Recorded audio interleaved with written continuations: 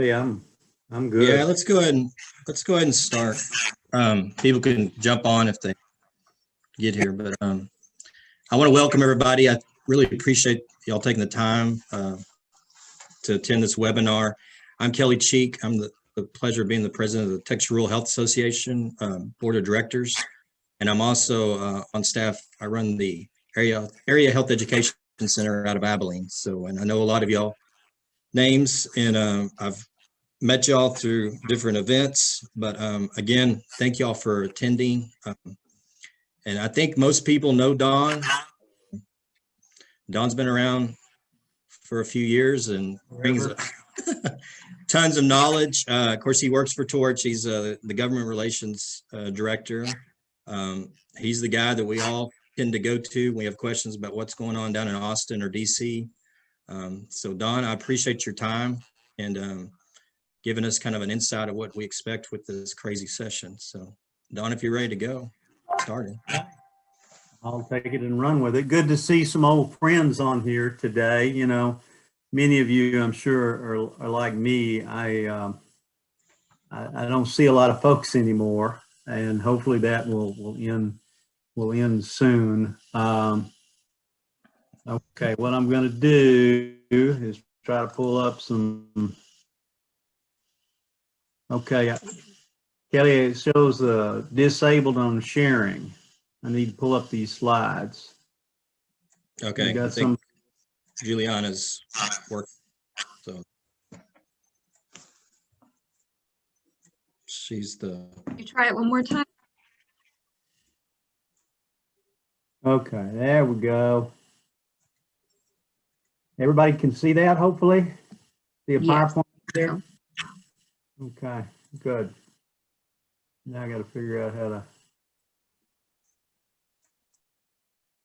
All right, we're off and running. So again, appreciate everybody taking your time. Kelly asked me to visit with y'all today, just talk a little bit about what's going on in the Texas legislative session. It's weird. That's all I can tell you right now. It started out weird. We knew it was going to be weird. Talk a little bit about the Texas Capitol itself, the building.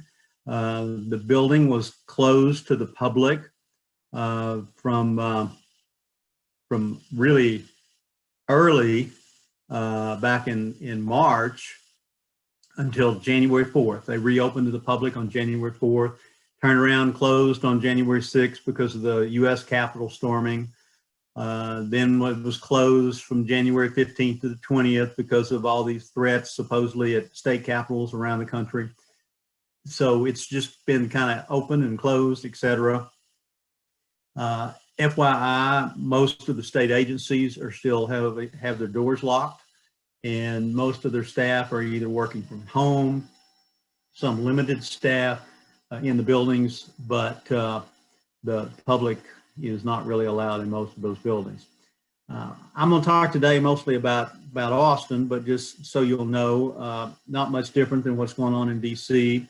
The U.S. Capitol's been closed since March 12th. Ironically, I was in DC the day that happened, and it was kind of a weird day because COVID was just exploding in DC. Every day they had like 1,000 more cases, and it continues to be closed to the public, although Congress is functioning. The House and Senate office buildings, for the most part, are also continue to be closed to the public. A lot of the offices have their staff working from home. Only limited staff in the offices as needed. And very similar to Texas, many of the federal agencies have their folks working from home. Back on the Texas Capitol, the hours that it is open right now, the building is open Monday through Friday, 9 a.m. to 6 p.m. It's closed on the weekend. They supposedly are going in and super cleaning it. The only entrance that the public can get in right now is that north side entrance. For those of you who've been in the Capitol, you know there's actually 4 entrances, but they've got it choked down to just the north side. They do have COVID testing available. It's not mandatory to get in the building, but they encourage you to take a COVID test. They have a tent outside on the lawn, just on the north side, and the tests are free and they don't keep any personal information. They do require that a mask be worn over your mouth and nose at all times in the building. They claim to have public visitor capacity limits and are encouraging social distancing. I've not really seen any hard evidence that they're actually counting the number of people, and that's been somewhat unclear how they're going to impose that. But there are no public tours or big groups allowed, and you know, you can have sponsored events and rent space within the Capitol. Some of the meeting rooms, that is not allowed. I would tell you on the first day, the very first day, when they went into session, following that, a number of members in the House of Representatives tested positive for COVID-19. Everybody said that could be a super spreader event.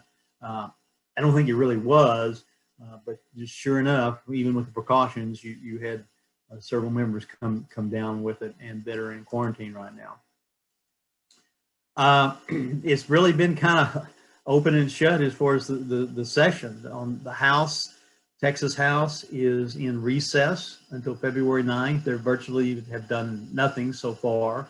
They met on January 12th was the first day of the session. They met on the 12th, 13th, and 14th and elected a speaker and adopted some rules as to how they're going to operate with regards to COVID. They met again the 26th and the 27th this week.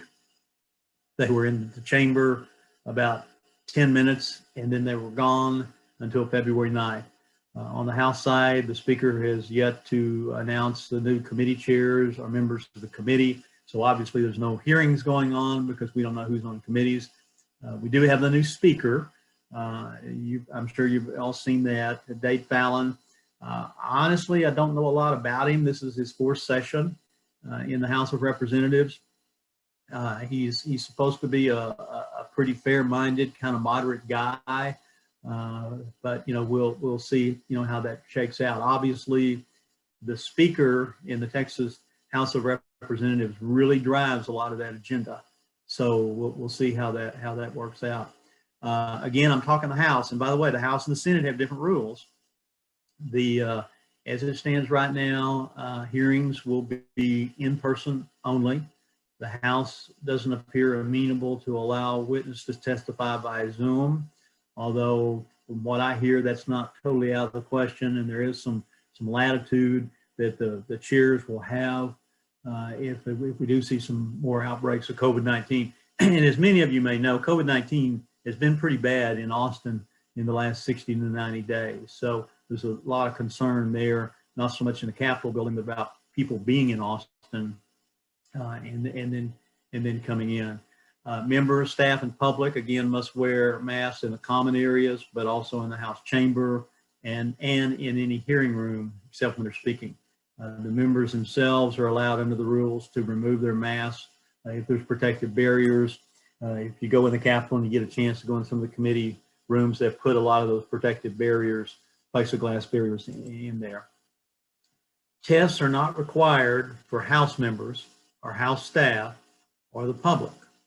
Again, as I said earlier, they encourage testing to come into the building, but it's not mandatory. And on the House side of the Capitol, it's not necessary to have a negative test to go into some offices, to go in and testify, etc.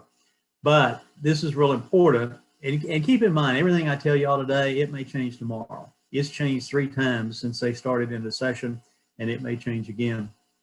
The members are allowed to set their own rules for their personal offices.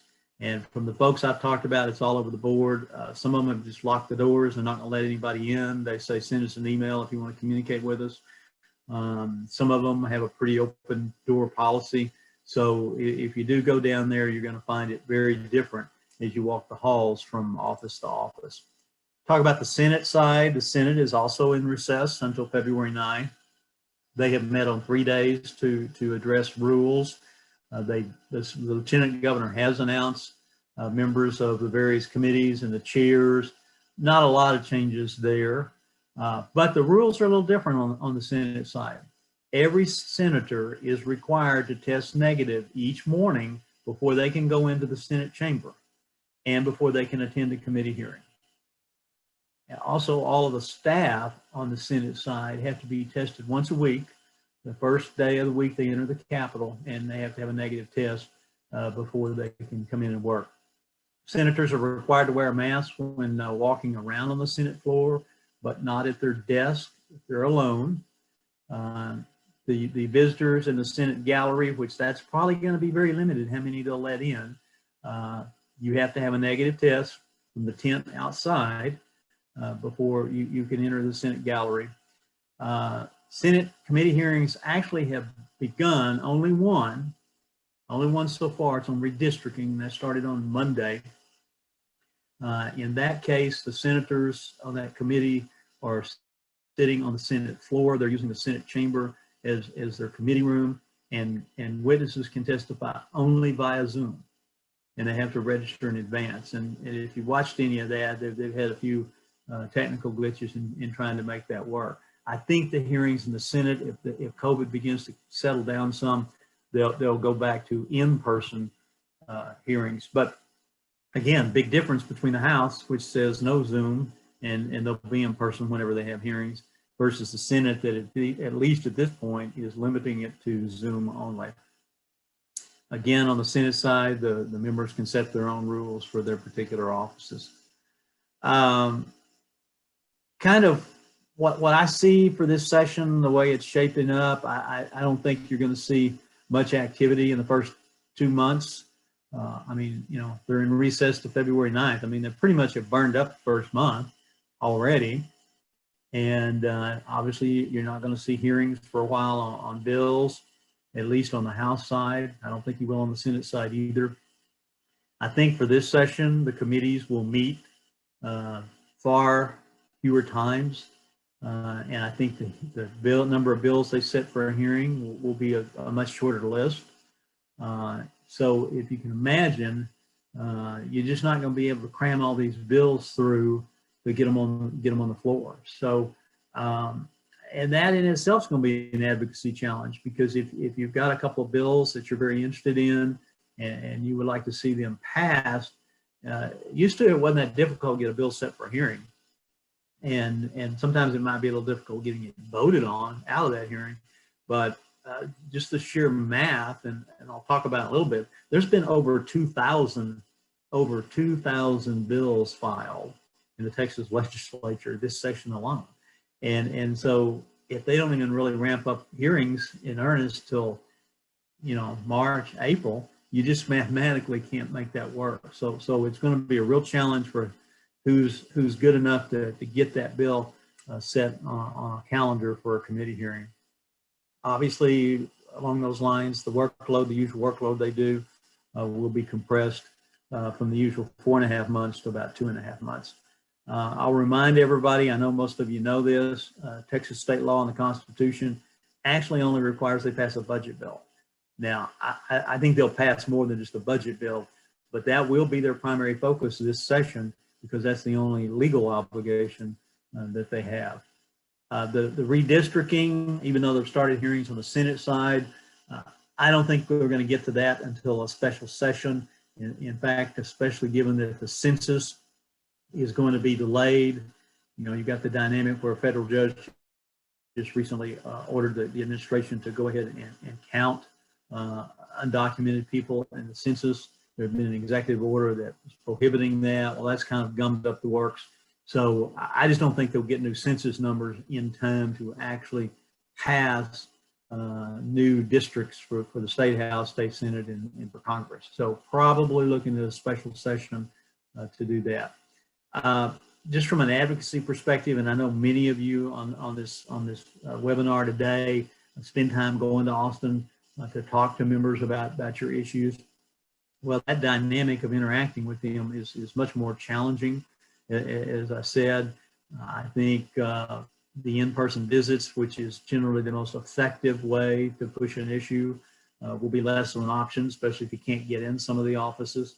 You know, and even if you can, they're not going to have those big crowds. I know many of you have been in a lobby of a senator or a rep's office, and you got 35 people crammed in this office, this little lobby that's 10 feet by 10 feet. They're in most cases not going to allow that. So it's just going to make it very challenging to have those face-to-face meetings. It's also going to make kind of the other communications vehicles, such as email, phone calls, video conferencing, letters even more important, because that may be the primary way you can communicate with them. Interesting, I've had a couple of offices tell me, don't bring your little flyer by. We don't, they basically were saying, we don't want to touch something you were touching, which is kind of, I think, a little narrow-minded. But, again, it's going to make our historic communication channels a little bit more challenged this session, or at least early on in the session. I've heard several people make the observation, and I totally agree. With less interaction, with less being there to kind of walk around and eyeball things, it's going to make it easier. Not that all members of the legislature would do this, but if somebody wants to maneuver a bill around or slip in some amendments, things like that, there'd be a lot less public scrutiny, and might be easier for that to happen. And then, as I said earlier, everything is up in the air. And COVID is a very fluid disease, and as a result, the politics associated with it certainly are very fluid. So things may change dramatically. As far as the work so far, they're 16 days of their 140-day session. I mean, they've burned up almost 12% of their time, and really, understandably, but nothing to show for it. As I said, the committees and chairs in place on the Senate side, nothing in place on the House side, over 2,000 bills. This has been very, very fascinating to me.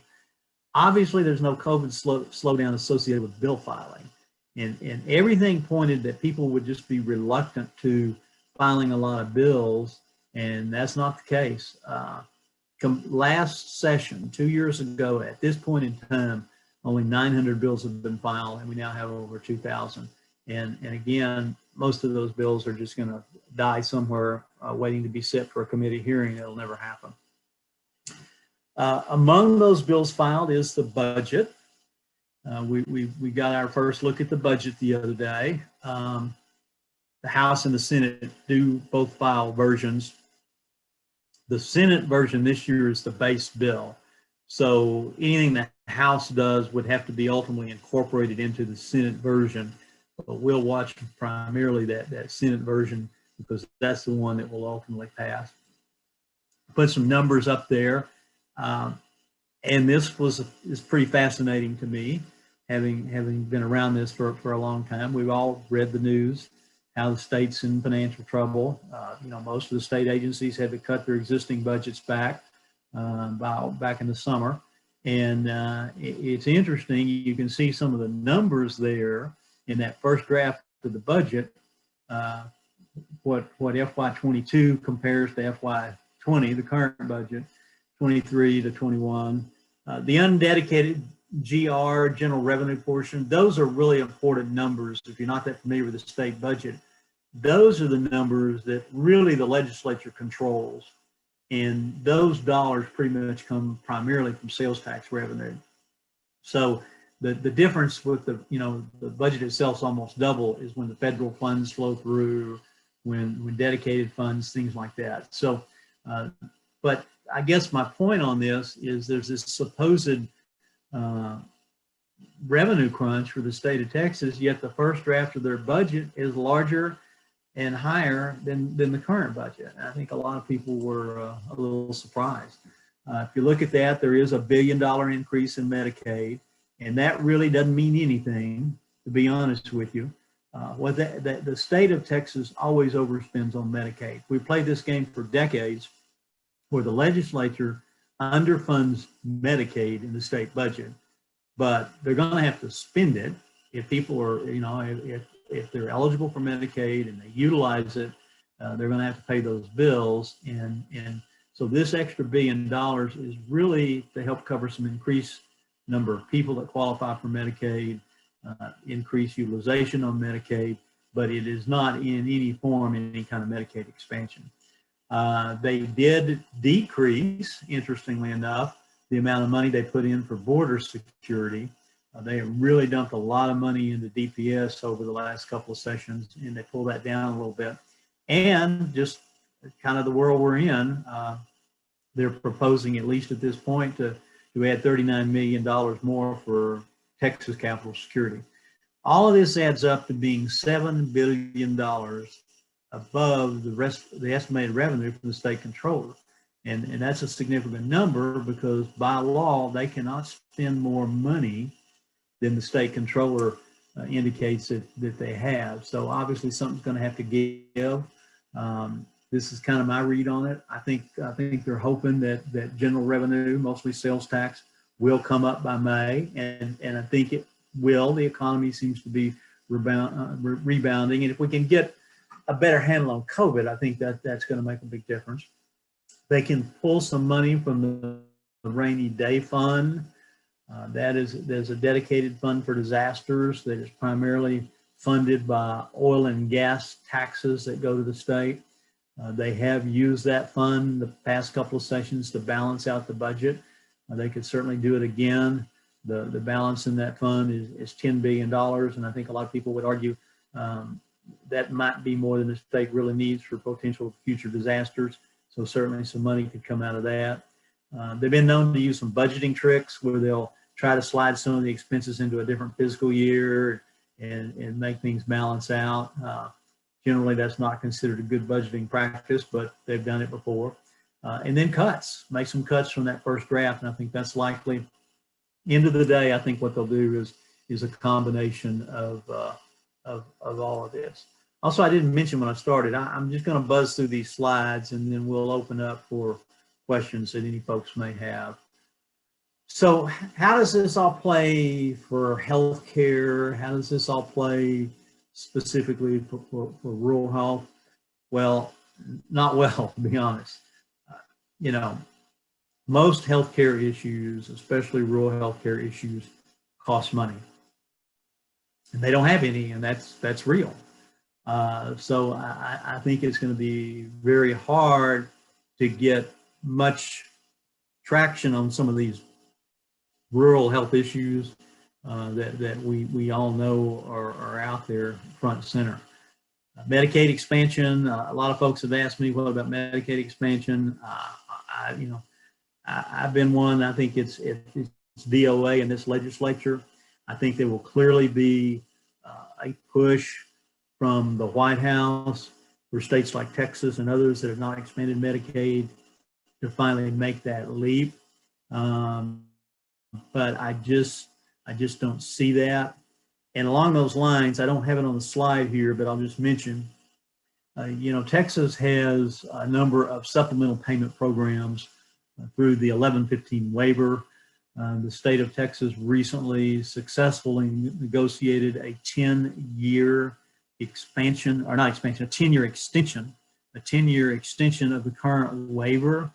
That flows and will flow about $11 billion a year into the Texas healthcare system, much of that into hospitals.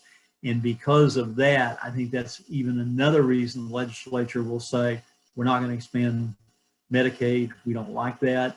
And you've got the dollars coming through the 1115 waiver. So that the 1115 waiver certainly that extension is a real plus.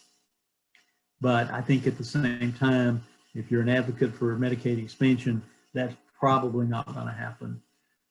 Mental health access, that continues to be a challenge, especially in the rural areas. We've seen the legislature appropriate millions and millions and millions of dollars the last two sessions. I hadn't found much of that get to rural Texas. A lot of that has gone into replacing some 100-year-old mental health facilities that should have been done a long time ago. So there is a day of reckoning, and for Texas, it's now on mental health. But until we get out of the hole on that, I'm not seeing much. And of course, the new speaker. The thing about the new speaker, as I mentioned, the speaker very much drives the tone and tenor and priorities in the Texas House of Representatives. Dade Fallon is not a healthcare guy. He's from Beaumont. He is a real estate investor, and I think certainly I'm sure he gets that healthcare is critical and ties into our economy. But I just don't see health issues in general being a big priority for him. I'll take just a couple minutes and share with everybody what our rural hospital issues are for this session. And now here's where I'm going to sound like I'm talking out of both sides of my mouth, or I can't understand or believe my own words. We need to get more dollars for Medicaid for rural hospitals in Texas. Senator Perry passed a bill last session to move the payment of rural hospitals by Medicaid to full cost, put it into state law. And the reason that was done was because the state legislature has been promising rural hospitals since 1994 that they would cover the full cost of Medicaid. And this one's a no-brainer. I mean, the underlying policy was these rural hospitals are struggling financially. They can't afford to lose money every time they treat a Medicaid patient. And back in 1994, it worked pretty well, but over time they just fallen behind. So what Senator Perry did was pass a bill and say, hey, it's state law. We're going to have to pay these rural hospitals 100% of what it costs them to treat Medicaid patients, and we're going to have to put the money in the budget. But sure enough, to our disappointment, we got $53 million a year more last session, and that was a huge step for rural hospitals in this state. Pumped a lot of money into rural hospitals, but it was 60 million short of getting full cost. So we really need to push this session getting that additional 60 million a year. And our message to the legislature is pretty simple. We know it's tough. We know you don't really have the money, but this is state law, and the legislature needs to follow state law just like everybody else. One of the issues we'll be working on is broadening the use of telemedicine in rural areas for Medicaid. We had a bill passed last session that authorized Medicaid to pay federally qualified health centers when they treat a Medicaid patient somewhere else. The provider located at the FQAC, but the patient somewhere else. But rural health clinics were not included in that. And we think that's important. And I think we really got some justification out of the pandemic, because during the pandemic period, there was an authorization for rural health clinics to be paid both from Medicare and Medicaid when they treat a patient that's somewhere else. Representative Ford Price out of Amarillo has already filed HB 974 for this session, and that would address adding rural health clinics to that list. I know this is kind of broad and general, but it's really important. As we preach, and we will again this session, do no harm.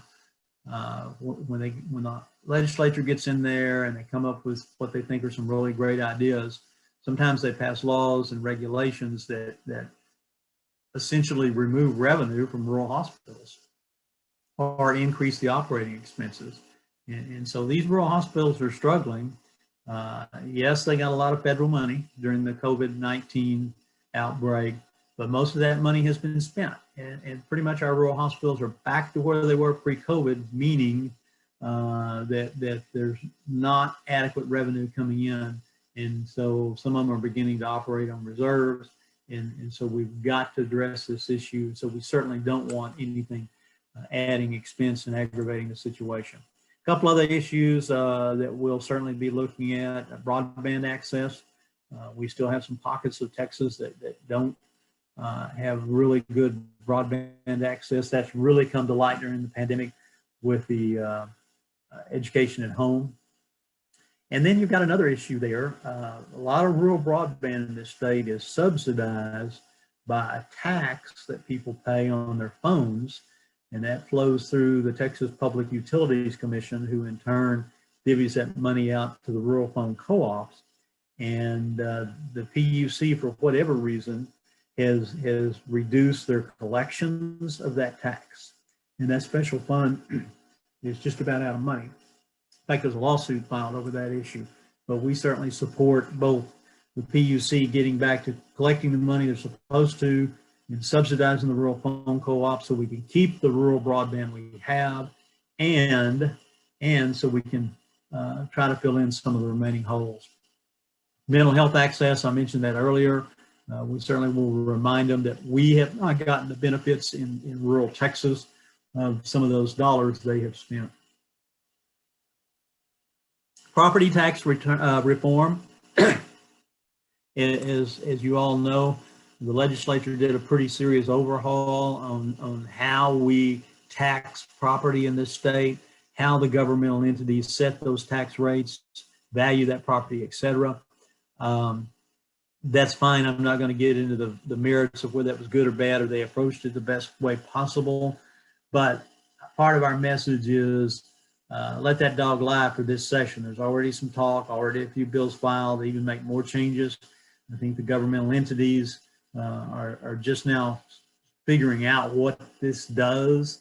So we really need to, from a public policy perspective, let's don't change too much too fast and create some unintended consequences.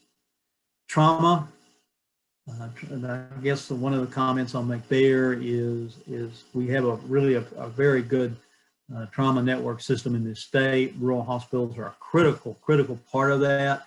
We kind of evolved into a hub and spoke system where rural hospitals stabilize serious trauma patients and then transfer them on to acute care, tertiary care facilities. But the rural hospitals are still struggling to keep that trauma system in place. And the state's trauma fund pays rural hospitals an average of $20,000 to $25,000 a year. And that's just not very much. And so we need to continue to work on that. Last thing I've got on there is CRNA supervision. What I'll share with you on that. Most rural hospitals use certified registered nurse anesthetists to help with anesthesia services when there's a procedure that's done by a physician that needs that. We don't have anesthesiologists in rural Texas, or as I've often told the legislature, we can't spell anesthesiologist in rural Texas.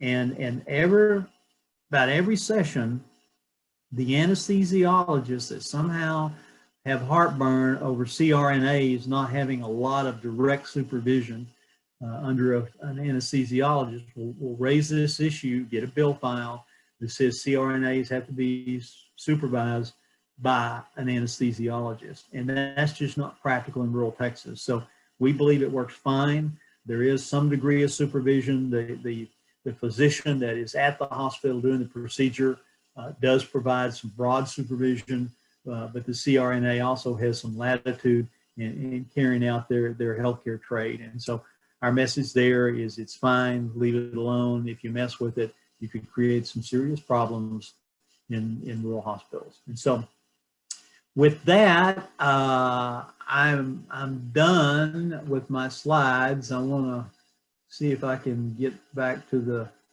the screen here.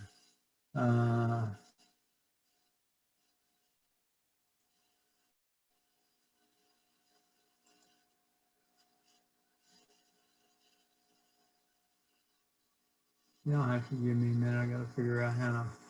Okay, there we go.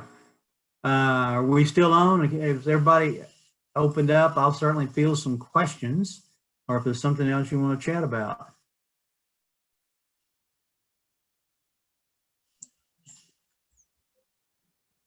Okay, I got to figure out this chat box stuff. Y'all got to understand now. Sometimes this technology is advanced beyond me.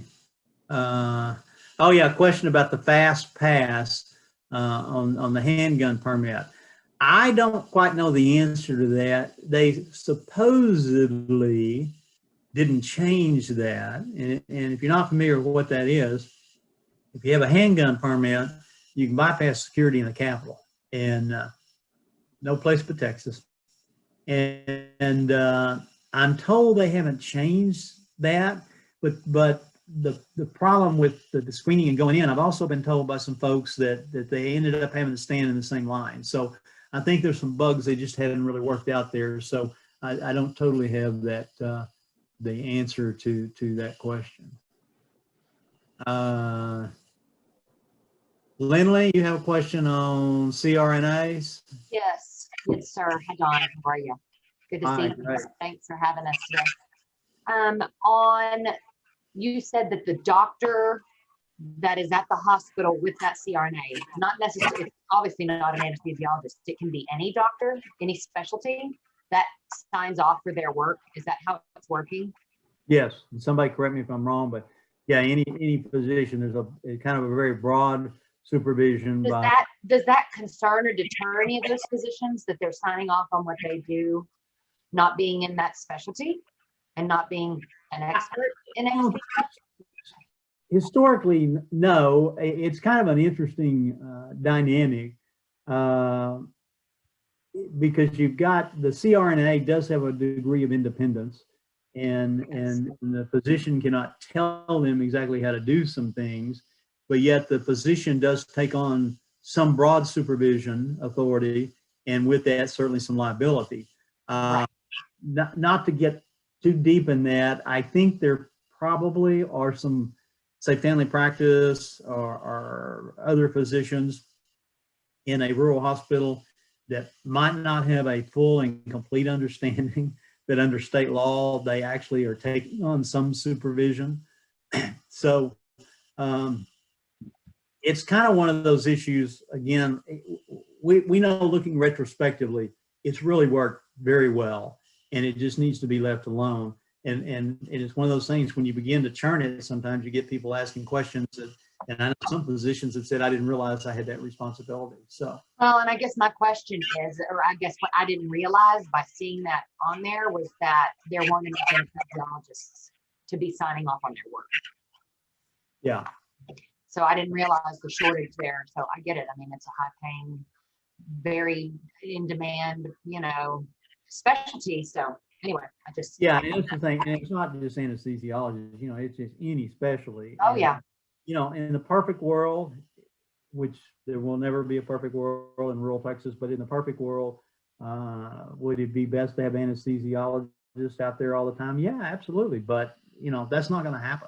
So it's like everything else rural. We just do the best we can to survive. Sure. Makes sense.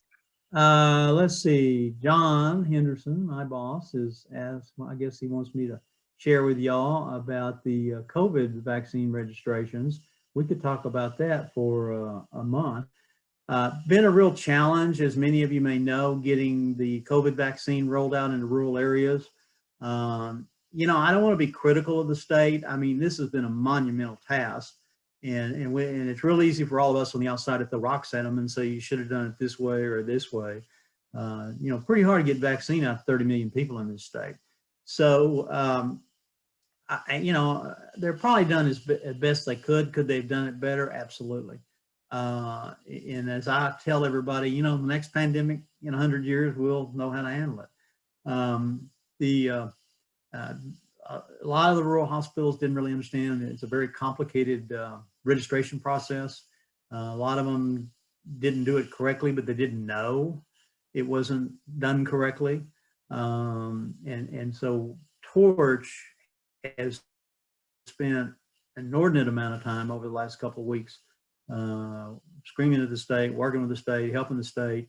But we have finally made some progress. As of last week, on the distribution list, all but 6 of the rural hospitals had received vaccine.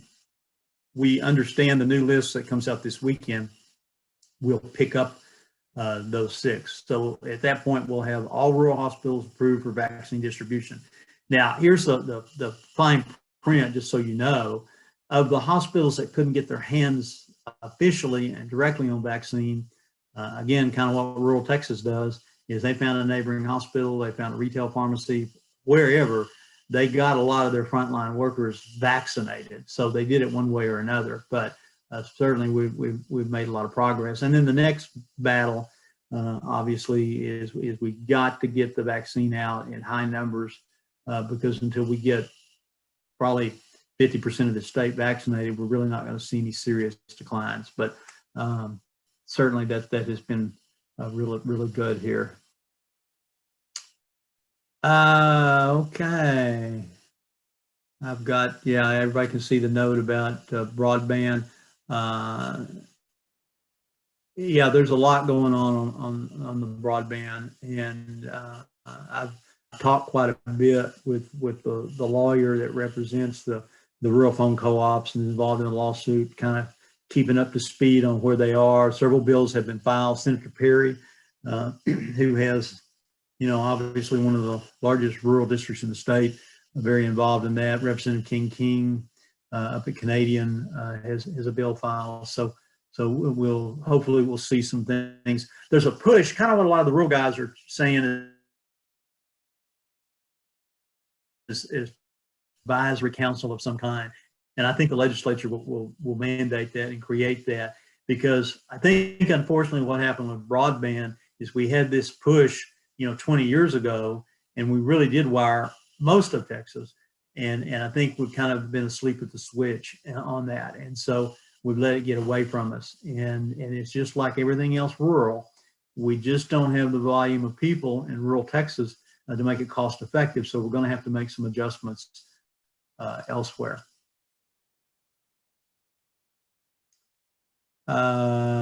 Question, timing, apparent lack of activity in the state legislature this year, similar to what happened.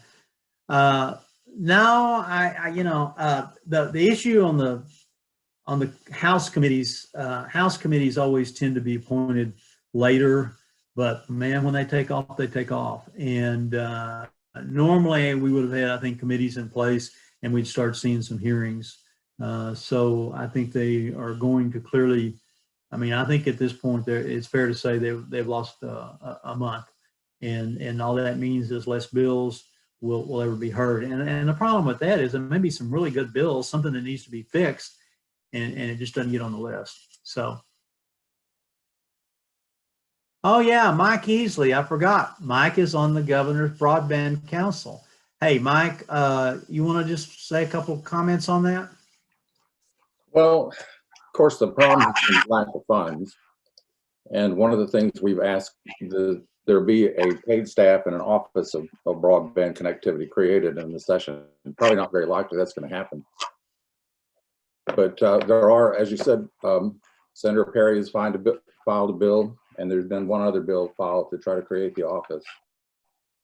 So we're going to start meeting monthly, and I'll be glad to send you updates or notices to those meetings.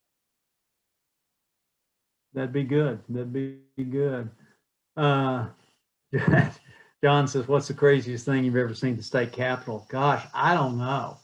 I've seen some crazy stuff in DC too. And the state capitol is just, it's really hard to say. I've seen motorcycle gangs running around in there, especially when you get the helmet law issues going. And of course, just people walking around with guns. And I tell people that, and they go, oh no, you can't take a gun in the Capitol. I said, no, you can't take a gun in the Capitol, and people do. That's always pretty crazy. When you get into the budget for the human service agencies, and I say this with all due respect, but you get some pretty interesting characters that show up to testify, or oh Lord. I remember one session we had a bill about, it was addressing whether or not the state should license and register these people that cook things at home and then take them to bake sales or go sell them on a street corner or whatever. And so you had all these mothers down there with their 15 kids because they don't have daycare and in the middle of a hearing. And so there's just some pretty crazy stuff sometimes. Anything else? Anybody else?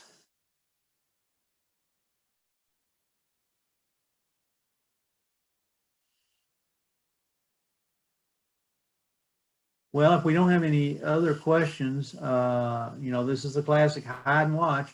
I encourage everybody to have an appreciation for the fact that there's not going to be as much face-to-face contact down there.